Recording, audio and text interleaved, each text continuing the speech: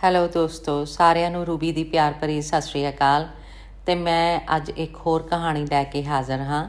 ਕਹਾਣੀ ਦਾ ਨਾਂ ਹੈ ਮੁਰੱਬਿਆਂ ਵਾਲੀ ਅਤੇ ਇਸ ਦੇ ਲੇਖਿਕਾ ਹਨ ਅੰਮ੍ਰਿਤਾ ਪ੍ਰੀਤਮ। ਉਹ ਜਦੋਂ ਮਲੂਕ ਜਿਹੀ ਡੋਲੀ 'ਚੋਂ ਨਿਕਲੀ ਸੀ, ਉਦੋਂ ਹੀ ਸਾਰੇ ਪਿੰਡ ਦੇ ਮੂੰਹ 'ਤੇ ਉਹਦਾ ਨਾਂ ਚੜ੍ਹ ਗਿਆ ਸੀ, ਮੁਰੱਬਿਆਂ ਵਾਲੀ। ਸਿਰਫ ਜ਼ਮੀਨ ਦੇ ਕਾਗਜ਼ਾਂ ਪੱਤਰਾਂ ਵਿੱਚ ਉਹਦਾ ਨਾਂ ਸਰਦਾਰਨੀ ਰਾਜ ਕੌਰ ਲਿਖਿਆ ਹੋਇਆ ਸੀ, ਜਾਂ ਉਹਦਾ ਸਹੁਰਾ ਜਿੰਨਾ ਚਿਰ ਜਿਉਂਦਾ ਰਿਹਾ ਸੀ ਉਹਨੂੰ ਸਰਦਾਰਨੀ ਰਾਜ ਕੌਰ ਕਹਿੰਦਾ ਰਿਹਾ ਸੀ। ਪਰ ਜਿੱਥੋਂ ਤੱਕ ਸ਼ਰੀਕੇ ਦਾ ਅਤੇ ਪਿੰਡ ਦੇ ਹੋਰ ਲੋਕਾਂ ਦਾ ਸਵਾਲ ਸੀ, ਉਹ ਸਭਨਾਂ ਲਈ ਮੁਰੱਬਿਆਂ ਵਾਲੀ ਸੀ। ਉਹਦੇ ਚੜ੍ਹੇ ਪੀੜ੍ਹੇ ਪਿਓ ਨੇ ਇੱਕ ਮੁਰੱਬਾ ਦਾਜ ਵਿੱਚ ਦਿੱਤਾ ਸੀ, ਪਰ ਬਿਨਾਂ ਨਾਵਿਓਂ ਵੀ ਸਭ ਨੂੰ ਪਤਾ ਸੀ ਕਿ ਰਹਿੰਦੀ 3 ਮੁਰੱਬੇ ਜ਼ਮੀਨ ਦੀ ਵੀ ਉਹੀਓ ਵਾਰਸ ਸੀ। ਉਹਦੇ ਬਾਰੇ ਦੰਦ ਕਥਾ ਸੀ ਕਿ ਉਹਦੀ ਮਾਂ ਜਦੋਂ ਚਲੀਹਾ ਨਹਾਤੀ, ਉਹਨੂੰ ਕੀਮ ਖਾਬ 'ਚ ਵਲੇਟ ਕੇ ਗੁਰਦੁਆਰੇ ਮੱਥਾ ਟਿਕਾਣ ਲੈ ਗਈ, ਤਾਂ ਉਹਦੇ ਪਿਓ ਨੇ ਉਹਦੇ ਹੱਥੋਂ ਸੋਨੇ ਦੀਆਂ 11 ਅਸ਼ਰਫੀਆਂ ਮੱਥਾ ਟਿਕਵਾਈਆਂ ਸਨ। ਅਤੇ ਉਸੇ ਦਿਨ ਗੁਰਦੁਆਰੇ ਦੇ ਭਾਈ ਜੀ ਨੇ ਉਹਨੂੰ ਮੁਰੱਬਿਆਂ ਵਾਲੀ ਆਖ ਇੱਕ ਸੁੱਚੇ ਗੋਟੇ ਵਾਲੀ ਚੁੰਨੀ ਗੁਰੂ ਮਹਾਰਾਜ ਨੂੰ ਛੁਹਾ ਕੇ ਉਹਦੇ ਲਈ ਸਿਰੋਪਾ ਦਿੱਤੀ ਸੀ। ਉਹ ਭਰੇ ਘਰ ਜੰਮੀ ਸੀ, ਭਰੇ ਘਰ ਵਿਆਹੀ, ਪਰ ਜਿਹੜਾ ਇੱਕ ਦੁੱਖ ਉਹਨੇ ਦੜ ਵੱਟ ਕੇ ਪੀ ਲਿਆ ਸੀ, ਉਹਨੂੰ ਉਹਦੇ ਤੋਂ ਅਤੇ ਉਹਦੇ ਸੱਚੇ ਪਾਤਸ਼ਾਹ ਤੋਂ ਬਿਨਾਂ ਕੋਈ ਵੀ ਨਹੀਂ ਸੀ ਜਾਣਦਾ। ਸੱਜਰ ਵਿਆਹੀ ਨੂੰ ਸੂਹ ਲੱਗ ਗਈ ਸੀ ਕਿ ਉਹਦਾ ਮਰਦ ਹਾਕਮ ਸਿੰਘ ਆਪਣੇ ਦਾਦੇ ਪੋਤਰਿਓਂ ਭਰਾ ਲੱਗਦੇ ਕਰਮ ਸਿੰਘ ਦੀ ਤੀਵੀਂ ਨਾਲ ਰਲਿਆ ਹੋਇਆ ਸੀ। ਪਿੱਛੋਂ ਉਹਨੇ ਇਸ ਗੱਲ ਦੀ ਈਚੀ ਬੀਚੀ ਵੀ ਜਾਣ ਲਈ ਸੀ ਕਿ ਜਦੋਂ ਤੱਕ ਕਰਮ ਸਿੰਘ ਜਿਉਂਦਾ ਰਿਹਾ ਉਦੋਂ ਤੱਕ ਤਾਂ ਢੱਕੀ ਰਿੱਝਦੀ ਰਹੀ, ਪਰ ਜਿੱਦਣ ਦਾ ਉਹ ਰੱਬ ਨੂੰ ਪਿਆਰਾ ਹੋ ਗਿਆ ਸੀ, ਉਹਦੀ ਤੀਵੀਂ ਨੇ ਸਾਕਾਂ ਵਿੱਚੋਂ ਦਿਓਰ ਲੱਗਦੇ ਇਸ ਹਾਕਮ ਸਿੰਘ ਦੇ 2 ਕੱਚੇ ਕਢਵਾਏ ਸਨ। ਇਹ ਮੁਰੱਬਿਆਂ ਵਾਲੀ ਰੱਬ ਦੀ ਬੰਦੀ ਮੂੰਹੋਂ ਨਾ ਬਿਰਕੀ, ਸਿਰਫ ਇੱਕ ਵਾਰ ਗੁਰਦੁਆਰੇ ਜਾ ਕੇ ਆਪਣੇ ਸੱਚੇ ਪਾਤਸ਼ਾਹ ਅੱਗੇ ਫਿੱਸ ਪਈ। ਲੋਕ ਪ੍ਰਲੋਕ ਦੀ ਜਾਣਨ ਵਾਲਿਆ, ਮੈਂ ਤਾਂ ਉਹਨੂੰ ਸੁੱਚੇ ਅੰਗ ਦਿੱਤੇ ਸਨ, ਪਰ ਉਸ ਭ੍ਰਿਸ਼ਟੇ ਹੋਏ ਨੇ ਉਹ ਵੀ ਭ੍ਰਿਸ਼ਟ ਕਰ ਛੱਡੇ। ਅਤੇ ਉਹਦਾ ਮਰਦ ਜਿਹੜੀ ਰਾਤ ਉਹਦੇ ਵਿਛਾਉਣੇ ਉੱਤੇ ਆਉਂਦਾ, ਉਹ ਉਸ ਪ੍ਰਭਾਤੇ ਮਲ ਮਲ ਕੇ ਨਹਾਉਂਦੀ ਅਤੇ ਦਿਨ ਚੜ੍ਹੇ ਸਾਰਾ ਵਿਛਾਉਣਾ ਧੁਆ ਛੱਡਦੀ। ਰੋਜ਼ 5 ਪੌੜੀਆਂ ਪੜ੍ਹਦੀ, ਪਰ ਉਸ ਦਿਨ ਸੁੱਚੇ ਮੂੰਹ ਸਾਰੀ ਸੁਖਮਨੀ ਦਾ ਪਾਠ ਕਰਦੀ। ਉਹਨੇ ਅੱਖਾਂ ਮੀਟ ਕੇ ਜਿਉਂਦੀ ਮੱਖੀ ਨਿਗਲ ਲਈ ਸੀ, ਪਰ ਆਪਣੇ ਮਰਦ ਨੂੰ ਮੂੰਹੋਂ ਕੁਝ ਨਹੀਂ ਸੀ ਆਖਿਆ। ਉਹਨੂੰ ਵੀ ਖੌਰੇ ਅੰਦਰ ਦਾ ਭੈ ਮਾਰਦਾ ਸੀ। ਉਹਨੇ ਆਪਣੀ ਇਸ ਸਰਦਾਰਨੀ ਅੱਗੇ ਕਦੇ ਅੱਖ ਨਹੀਂ ਸੀ ਉੱਚੀ ਕੀਤੀ, ਪਰ ਮਰਦ ਦੀ ਇਹ ਗੱਲ ਵੀ ਉਹਨੂੰ ਫਿੱਸੇ ਹੋਏ ਫੋੜੇ ਵਰਗੀ ਲੱਗਦੀ ਅਤੇ ਉਹਦਾ ਜੀਅ ਕਚਿਆ ਜਾਂਦਾ। ਪਰ ਉਹਦੇ ਜੀਅ ਨੂੰ ਠੱਲ ਪੈ ਗਈ ਜਦੋਂ ਉਤੋੜਤੀ ਉਹਦੇ ਘਰ 2 ਪੁੱਤਰ ਜੰਮੇ।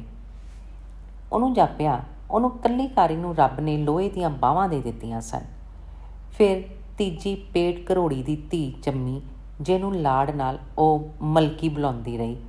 ਭਾਵੇਂ ਪਿੱਛੋਂ ਗੁਰੂ ਗ੍ਰੰਥ ਵਿੱਚੋਂ ਜਦੋਂ ਉਹਦਾ ਨਾਂ ਕਢਵਾਇਆ ਉਹ ਕੁਝ ਹੋਰ ਸੀ, ਪਰ ਜਿਹੜਾ ਪਹਿਲੇ ਦਿਨ ਉਹਦੇ ਮੂੰਹ ਚੜ੍ਹਿਆ ਸੀ ਉਹੀਓ ਫਿਰ ਸਾਰਿਆਂ ਦੇ ਮੂੰਹ ਚੜ੍ਹ ਗਿਆ ਸੀ। ਵੇਲਾ ਚੰਗਾ ਭਲਾ ਆਪਣੇ ਮੂੰਹ ਧਿਆਨ ਤੁਰਦਾ ਪਿਆ ਸੀ, ਪਰ ਪਟੋਲੇ ਵਰਗੀ ਮਲਕੀ ਜਦੋਂ ਉਸੜ ਖਲੋਤੀ, ਸਕੂਲ ਪਾਸ ਕਰਨ ਜਿੱਡੀ ਹੋ ਗਈ, ਤਾਂ ਵੇਲੇ ਨੇ ਇੱਕ ਅਜਿਹੀ ਪੁਆਟੀ ਖਾਧੀ ਕਿ ਕੀ ਸ਼ਰੀਕੇ ਦੀ ਭਾਬੀ ਅਤੇ ਕੀ ਕੋਈ ਹੋਰ, ਜਿਹੜੀ ਕਦੇ ਇਸ ਮੁਰੱਬਿਆਂ ਵਾਲੀ ਦੇ ਸਾਹਮਣੇ ਅੱਖ ਭਰ ਕੇ ਨਹੀਂ ਸੀ ਤੱਕੀ, ਲਾ ਲਾ ਕੇ ਗੱਲਾਂ ਕਰਨ ਲੱਗ ਪਈ। ਮਲਕੀ ਨੇ ਜ਼ਿੱਦ ਬੰਨ੍ਹ ਲਈ ਸੀ ਕਿ ਉਹ ਸਕੂਲ ਪਾਸ ਕਰਕੇ ਅੱਗੋਂ ਸ਼ਹਿਰ ਜਾਏਗੀ ਅਤੇ ਪੜ੍ਹੇਗੀ। ਇੱਥੋਂ ਤੱਕ ਤਾਂ ਗੱਲ ਨਜਿੱਠਣ ਵਾਲੀ ਸੀ ਕਿ ਮਲਕੀ ਦੇ ਮਨ ਵਿੱਚ ਜੋ ਕੁਝ ਭਰਿਆ ਸੀ, ਉਹ ਸਕੂਲ ਦੇ ਜਵਾਨ ਜਹਾਨ ਮਾਸਟਰ ਨੇ ਉਹਨੂੰ ਕੋਈ ਉਲਟੀਆਂ ਪੁਲਟੀਆਂ ਕਿਤਾਬਾਂ ਪੜ੍ਹਾ ਕੇ ਭਰਿਆ ਸੀ। ਪਰ ਗੱਲ ਇੱਥੇ ਨਹੀਂ ਸੀ ਨਿਬੜਦੀ। ਲੋਕ ਮਲਕੀ ਦੀ ਅਤੇ ਮਾਸਟਰ ਦੀ ਅਸ਼ਨਾਈ ਜੋੜਨ ਲੱਗ ਪਏ ਸਨ।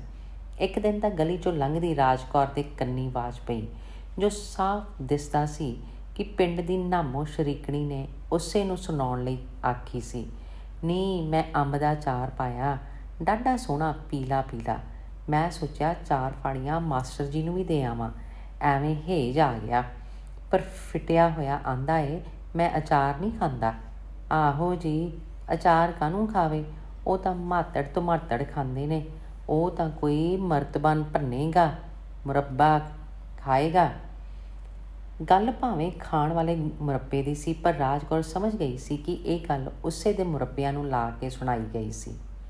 ਲਹੂ ਦੇ ਘੁੱਟ ਵਾਂਗੂ ਪੀ ਗਈ, ਪਰ ਹਨੇਰੀ ਵਾਂਗੂ ਚੱਲੀ ਹੋਈ ਗੱਲ ਅੱਗੇ ਕੰਨਾਂ ਦਾ ਬੂਹਾ ਭੀੜਿਆਂ ਕੁਝ ਨਹੀਂ ਸੀ ਬਣਦਾ।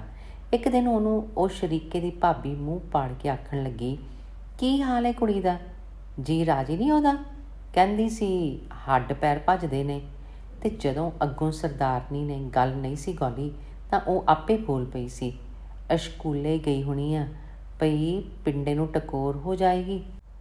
ਉਸ ਦਿਨ ਸਰਦਾਰਨੀ ਰਾਜ ਕੌਰ ਛੋਲਿਆਂ ਵਾਂਗੂ ਅਜਿਹਾ ਵੱਟ ਖਾ ਗਈ ਕਿ ਛਮ-ਛਮ ਰੋਂਦੀ ਮਲਕੀ ਨੂੰ ਵੇਖ ਕੇ ਵੀ ਉਹਦੇ ਮਨ ਦਾ ਦਾਣਾ ਗਲਣ 'ਚ ਨਹੀਂ ਸੀ ਆਇਆ।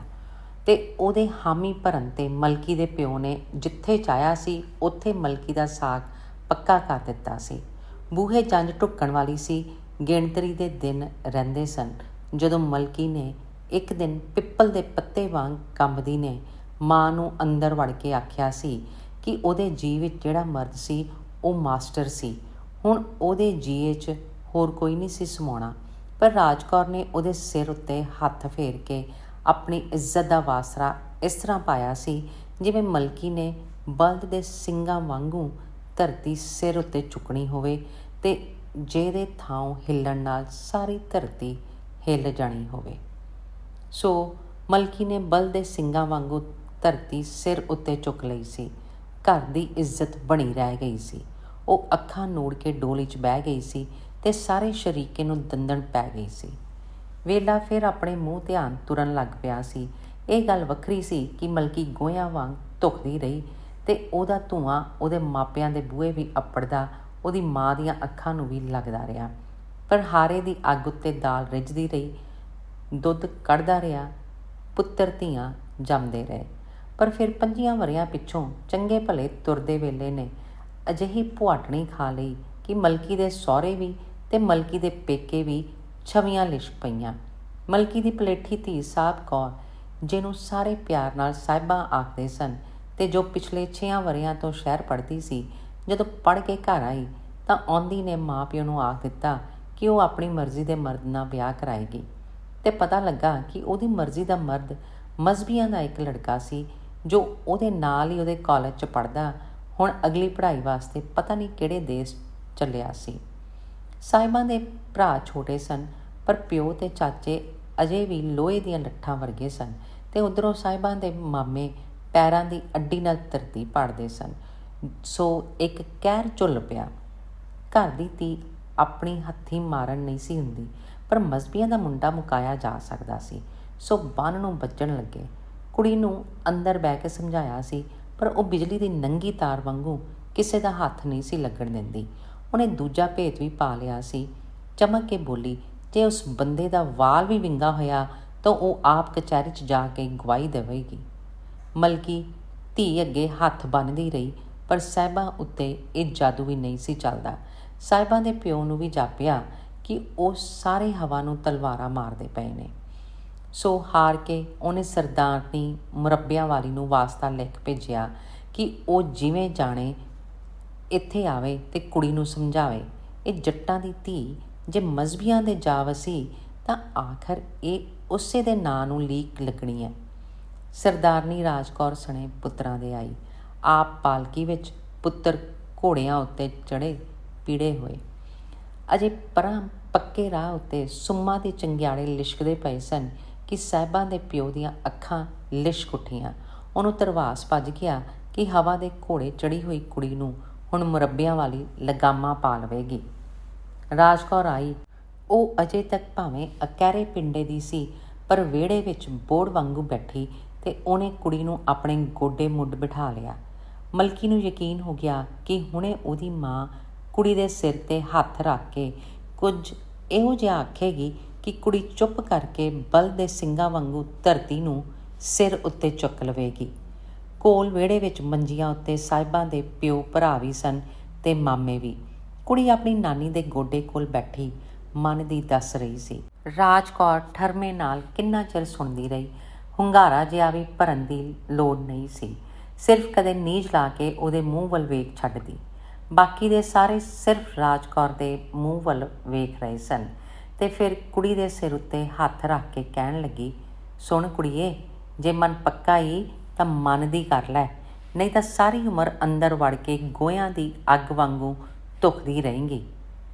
ਮਾਂ, ਮਲਕੀ ਦੇ ਮੂੰਹੋਂ ਕੰਬ ਕੇ ਨਿਕਲਿਆ ਤੇ ਉਸ ਸਰੋਂ ਦੀ ਗੰਦਲ ਵਾਂਗ ਪੀਲੀ ਹੁੰਦੀ ਪਹਿਲੋਂ ਸਾਹਿਬਾਂ ਦੇ ਪਿਓ ਵੱਲ ਤੱਕੀ, ਫਿਰ ਉਹਦੇ ਮਾਮਿਆਂ ਵੱਲ। ਨਹੀਂ ਤੂੰ ਇਹਦਾ ਫਿਕਰ ਨਾ ਕਰ, ਰਾਜ ਕੌਰ ਲਿਸ਼ਕ ਕੇ ਬੋਲੀ। ਮੈਂ ਜੋ ਕਹਿੰਦੀ ਪਈ ਹਾਂ, ਇਹ ਮੇਰੇ ਜੰਮੇ ਹੋਏ ਤੇ ਮੇਰੇ ਸਹੇੜੇ ਹੋਏ ਮੇਰੇ ਅੱਗੇ ਬੋਲ ਸਕਦੇ ਨੇ? ਤੇ ਉਹ ਸਾਹਿਬਾਂ ਨੂੰ ਬਾਹੋਂ ਫੜ ਕੇ ਉਠਾਉਂਦੀ ਹੋਈ ਕਹਿਣ ਲੱਗੀ, ਉੱਠ, ਆਪਣੇ ਕੁਝ ਲੱਗਦੇ ਨੂੰ ਖਬਰ ਕਰ ਦੇ ਕਿ ਜੰਜ ਬੰਨ੍ਹ ਕੇ ਲੈ ਆਵੇ।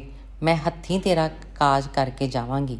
ਤੇ ਫਿਰ ਕੰਧਾਂ ਤੋਂ ਪਾਰ ਤੱਕਦੀ ਆਖਣ ਲੱਗੀ, ਲੋਕਾਂ ਦਾ ਕੀ ਹੈ, 4 ਦਿਨ ਬੋਲ ਬਾਲ ਕੇ ਆਪੇ ਕੰਢਿਆਂ ਦੀ ਅੱਗ ਵਾਂਗੂ ਬੁੱਝ ਜਾਣਗੇ।